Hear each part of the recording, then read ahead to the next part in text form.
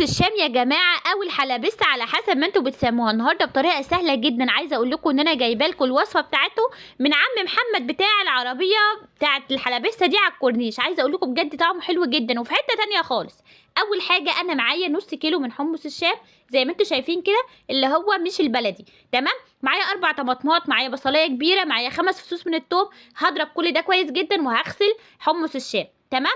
خلاص انا ضربته وغسلت. حله ميه كده على النار، اول ما تبدا تغلي هنزل حمص الشام بتاعي ونزل الطماطم بالثوم اللي انا ضربتها، معلقه كمون كبيره ومعلقه من الملح محترمه، وهعصر ليمونه. وبعد كده هنزلها كده اهوت ومكعب مرقه ومعلقه من الصلصه واسيبه بقى مع نفسهم كده، مش هفتح عليه لغايه لما يستوي خالص.